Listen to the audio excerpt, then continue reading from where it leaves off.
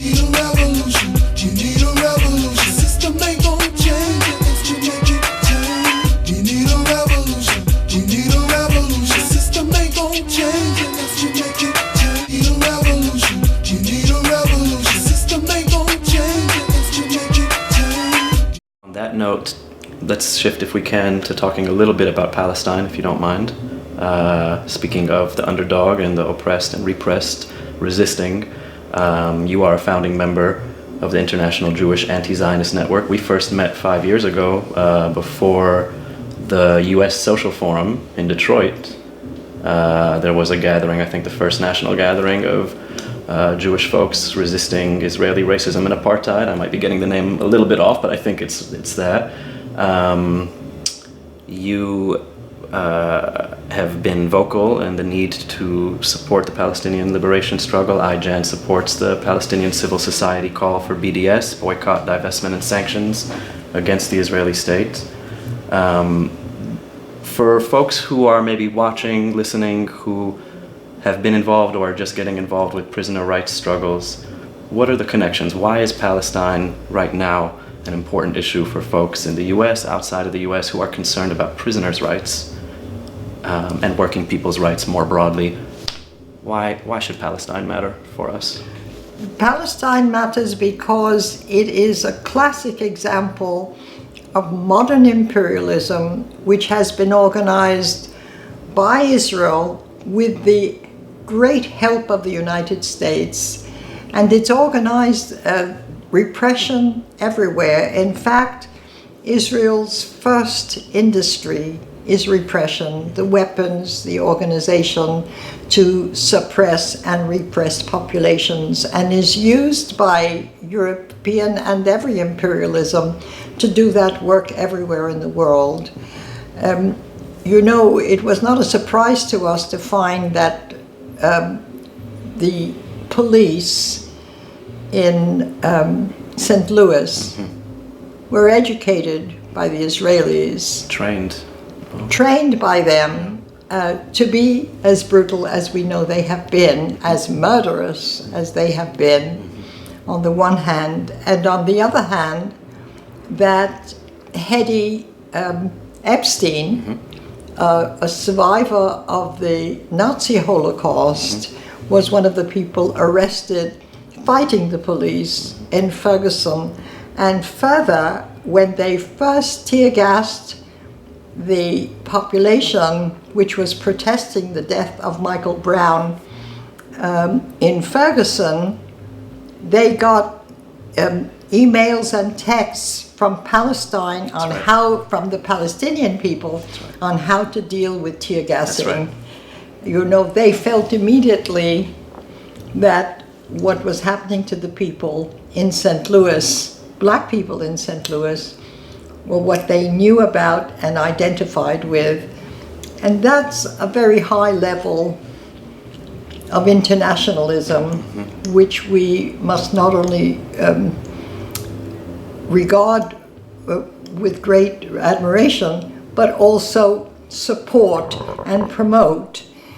And as a Jewish woman, I feel strongly, I'm so happy to use the fact that I'm Jewish to say that what the Israelis are doing and have done and are saying has nothing whatever to do with being Jewish, number one, and nothing at all with the tradition of struggle that I as a Jewish person comes from.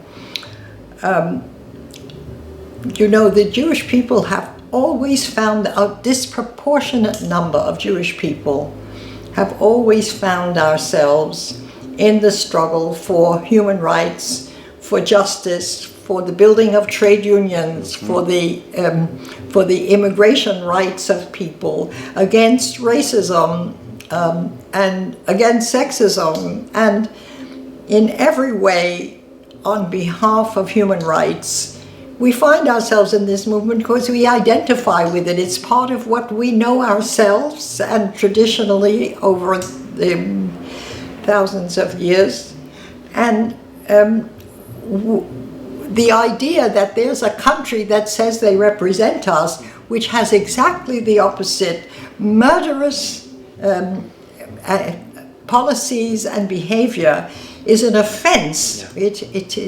It's like it wipes away my history, Right. my Right. tradition, who I am and where I come from, and my whole community. And I'm so happy to be able to oppose it and say, this is not what Jewish people, especially those of us at the grassroots, have ever stood for, and we will never tolerate that. And we are one with the Palestinians and one with the struggle against Zionism and against every imperial enterprise, whether it's American or Israeli or wherever. Yeah. Great. I want to wrap up with one more question. Okay. Thanks for your time again, for bearing with me. No, my pleasure. And I hope this doesn't out me as having lived in the Bay Area too long, but given a similar joke earlier, given the extent of the oppression and repression that we continue to see in the US, centralized state power, police regimes acting out in the way that we've seen, unpunished, what, as an activist, as someone who has been involved in movement work for decades, I want to know what gives you hope in the face of all of that, to continue struggling, to continue fighting. And I wonder if you, in addition to that, could offer a few words to the current and emerging generation of new activists in terms of where our focus needs to lie as we go forward and as we try to tackle the imperial beast abroad and especially domestically. I think what keeps me active and energetic, in spite of advancing years, and they are advancing, you can't stop them from advancing, is that the movement is coming up again, and many of the lessons that we fought hard to learn seem to come more natural to them because they stand on our shoulders. And there's something else that I've seen which gives me a lot of courage. Men are more interested in their children. They're more interested in spending time with them. They're looking like they're going to be wonderful carers along with women, and that's the kind of society we want, where caring for each other is crucial to our relationships, on the one hand. On the other hand, I was at a demonstration in the last couple of years, but it was when there was still an Occupy movement, Occupy St. Paul's in the East End of London. And we were all supporting some trade union rights, I can't remember, wages rises, I think. And the Occupy movement hoisted something that looked like some kind of structure, and it said, all power to the 99%, which I thought that was wonderful. And then to our left were a set of young people, late teens and early 20s. They had music, no chants at all, they were dancing. They danced all the way to Parliament, which is where the procession was going. And they were many races. They were white, yellow, brown, dark brown, everything. And they were just all of them dancing all the way.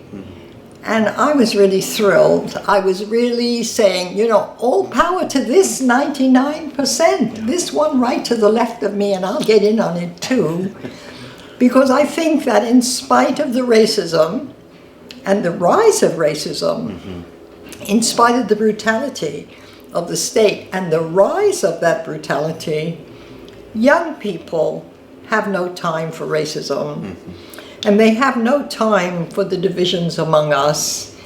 And they take them less seriously. They don't give you arguments against them, They just dismiss them and go on with their lives. I don't think that's true everywhere. I know it's a big problem in a lot of places. I'm not suggesting that all the problems of the world have been solved. But this is some people who are doing this thing, and they're going to be now 24, 25, I'm hoping that they'll keep that with them, and that they will dismiss racism among them and begin to see the world in a different way. I think they will. I think we're moving towards cataclysmic clashes. One with the environment. The environment is facing those who are suicidally greedy, Yeah. who don't care if they destroy the world so long as they make a good profit before. But we're also facing people who are not wanting to let that happen, and in all kinds of ways want a new society. And can we get it together? Well, I can't guarantee it, but I have some hope that we can. Yeah. Me too. Thank you so much for taking this time to talk with me. Oh, appreciate please it. stop that. Can I say one other thing? Absolutely. Maroon is very charming and delightful to fight with intellectually. He's just a treat because he has a good head, you know, and he's very articulate, and he's strong in what he thinks, and he's committed to getting it right. You can't ask for more than that. Absolutely. All right. Thanks again.